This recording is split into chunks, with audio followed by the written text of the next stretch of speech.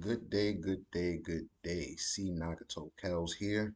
I am presenting to y'all a pilot episode of a visual and audio podcast that I am calling The Scouting Report. In this podcast, I and several others will be discussing the sport of boxing, more specifically, professional boxing. Here and there, we will talk about the amateur ranks, yet for now, in this pilot episode of The Scouting Report, I will be speaking on a highly anticipated bout between Charlo and Canelo. Also, up and coming talents such as Nesta Bravo, Kurt Scooby, Sean McCallman, and a few others. Also, a general breakdown of Oscar Valdez's previous fight with Emmanuel Navarrete. So let's get down to the scouting report, starting with, of course, Charlo and Canelo. Let's talk about Charlo. Charlo has been, let's stick to the facts here, he's been inactive for relatively about 2 years, if I'm not mistaken. He's jumping up two weight classes.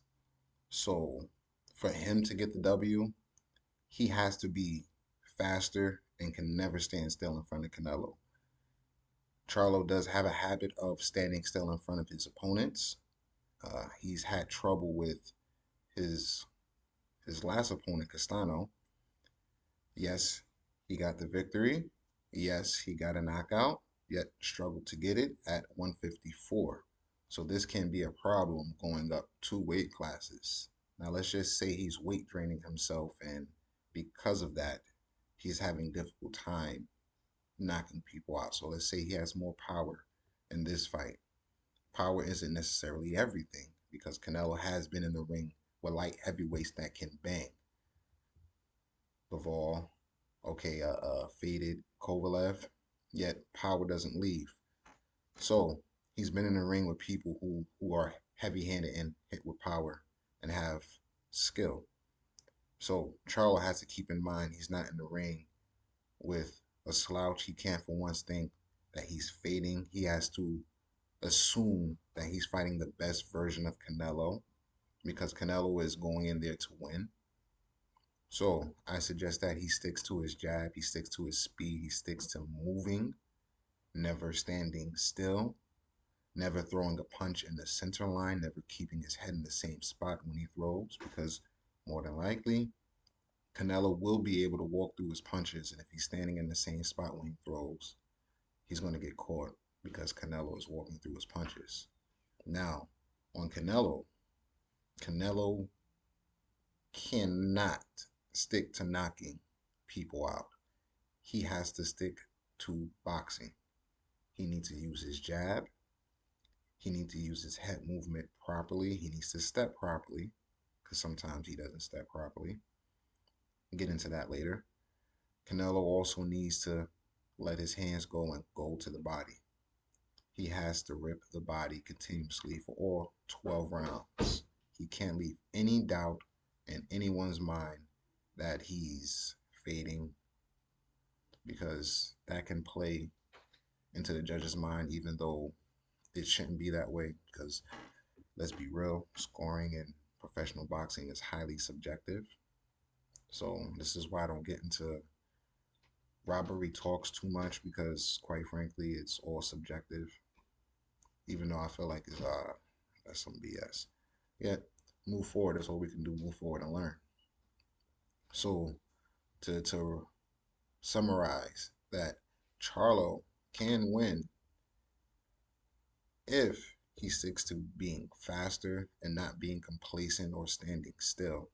He must use his jab, he must go to the body, and he must not stand in the same spot when he throw any punch, even a jab, because Canelo is great with timing. Canelo cannot do what he's been doing in his previous few fights, winging for a knockout by going to the body and not faithfully using his jab and using his ring generalship in order to get the W. So Canelo, be you, you go to the body, use your jab. Don't be so complacent.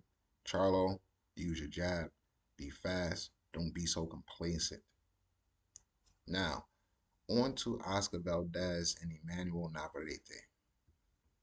What I saw in that fight was that Oscar Valdez has a problem. He standing square in front of his opponent, standing still too much, not using his jab enough.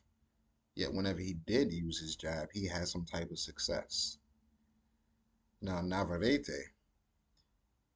at points he was just out there throwing for the sake of throwing because Oscar Valdez wasn't doing anything to make him miss, make him pay consistently.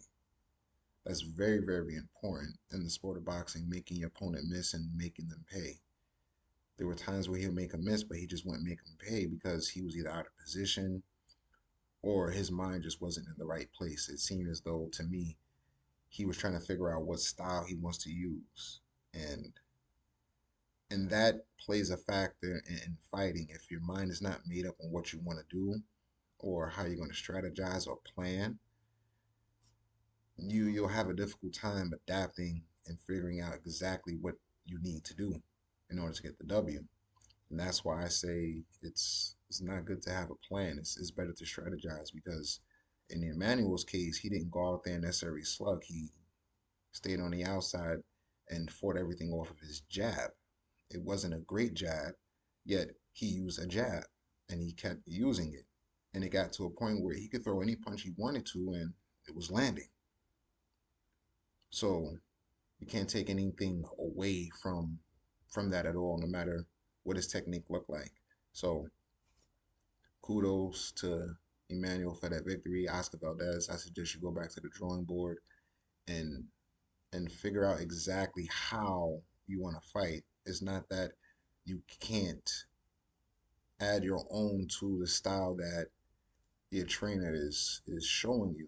I'm pretty sure your trainer doesn't want you to go in there and get beat up because if you're using a technique that doesn't exactly work for you, you need to tweak it a little so that it can work for you and so you don't get hit so much and so you can flow better and you can know exactly what you want to do and be consistent in it.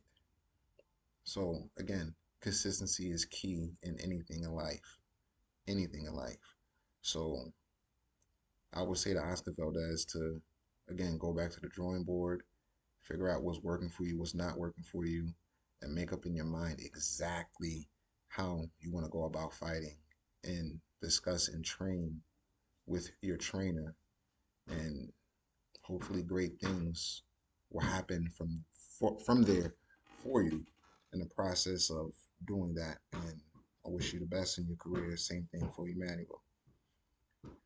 Now on to upcoming prospects and talent in boxing. Nesto Bravo and Will Madeira. They have a fight today on August 18th, 2023, which is today, as I just said. Nesto Bravo, he is a how you say he's trying to be a slick boxer at times, and sometimes he knows his distance, sometimes he doesn't. It seems to me once he gets the jitters out, he knows exactly what he wants to do, which is expected to be at this stage of boxing. Yet when you get to the elite level, you want to know exactly what you want to do and exactly how you're going to do it and adapt from round one on to round 12. Yet for the most part, as in terms of his career building and him learning, I like what I see so far. There's some tweaking that needs to be done on the defensive end in terms of dropping his hands every time he throws punches. I won't say every time. Sometimes Will Madeira, he's good. He has a good base. He has somewhat of a good base. He knows how to move. He knows his distancing. Yet when pressure or when someone who knows how to box any type of way, he doesn't do so good.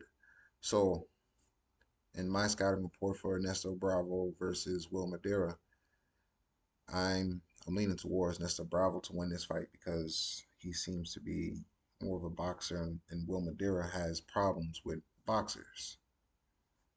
Yeah, so yet, however, though, if Will Madera wants to win, he has to have consistent pressure, knowing his distance, knowing when to attack, when to stay off of the line, things of that things of that nature. Nestor Bravo, he needs to keep his hands up when he throws because he can get caught on his way coming in.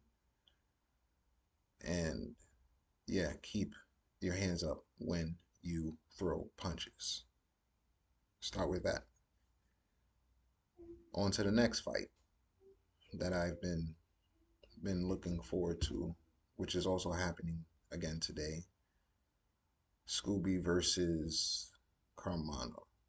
I have Scooby winning because let's just be honest, he's just a physical tank. This dude is just a physical phenom. He doesn't look like he should be in that weight class. Yet, from me being a physical trainer and also being a fighter fighting instructor, I can tell he probably wasn't that big in muscle when he was younger. He probably built those muscles through athletics. So that's a lot of what we call pink muscle, which is how he's able to move the way he's able to, even with so much muscle. So I say Nestor Bro, Scooby is. I feel like Scooby's gonna get the win on this one. I think he's too much for Kamana, and it probably won't go the distance because of how physically dominant Scooby is. Another fight that I've been looking at that's happening tonight, Money Powell versus Sean McCollum. I like them both. If you ask me, that's a 50-50 fight. Money Powell is a basic boxer with some athletics. He has some good reflexes. He's consistent. He does, however, though he does drop his hands whenever he throws punches, which is not too good because someone can catch you in between your punches. Sean McCollum, he's also good. He's more of an athletic fighter. He has some ring IQ to him. Yeah, sometimes he wastes. Out of all the footage I've seen of him, I haven't found much yet. Out of all the things that I've seen, I feel like he wastes too much sometimes. So Money Powell may win a decision based upon him just being consistent. Sean McCollum may hit Money Powell, and we're gonna find out if he has a chin or not.